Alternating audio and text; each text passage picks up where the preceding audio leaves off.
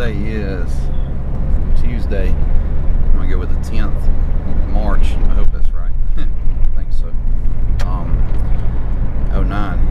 Today, I was in the car. I just got off the phone with the originator of the Amber Alert system, Bruce Seybert, and the numbers he gave me. It was a really loaded phone call. I was driving, obviously, and did not have enough time to take down the information.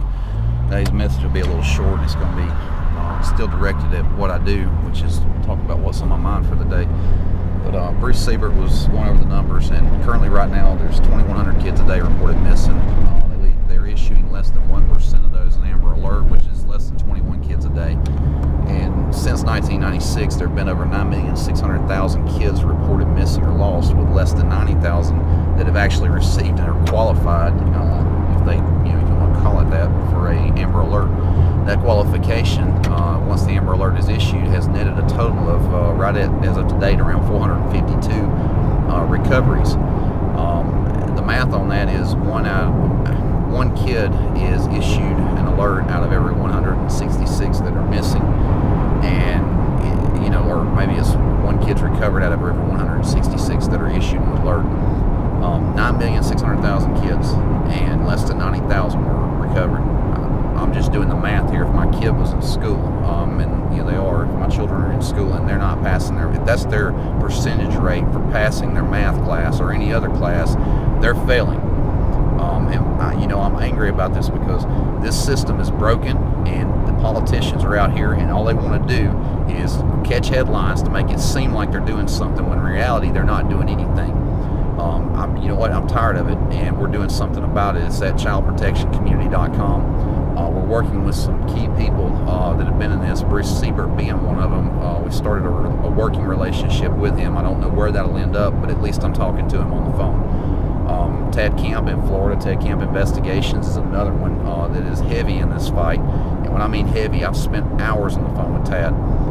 I've grown to consider him a personal friend just off the conversations, and I know where his heart's at. I just met Bruce, but based on what he did with the Amber Alert, he's met Bill Clinton, he's met Hillary Clinton.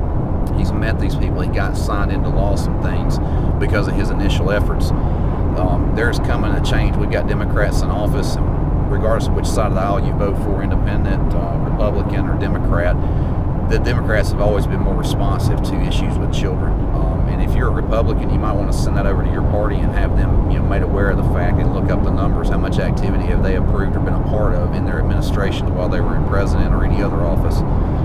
The Democrats have a much better track record as far as helping to try to affect change for kids. Now, I'm an independent. I vote based on what the person's track record is and what they're doing. I don't push Republican or Democrat because things change. They're just, politicians will say one thing and do another. An example would be Mark Foley. They've passed some of the toughest legislation for predators, and yet this idiot is out running free after soliciting pages or helpers, people, kids from school that were working, trying to, like an internship. Where's he at now? He's not in prison. Now, according to my knowledge, if you use a phone line, the internet, any form of communication, even the postal service, it's a felony. It's a federal offense. Why is Mark Foley not in prison? They called the messages. They know what they meant, and he's not. Why? Because he knew enough people. So what does that tell the rest of us, or the pedophiles out there? If you know enough people, if you've got enough money, or if you're in a high enough office, you can get by with anything. That's great. There's justice for you. That's our system at work.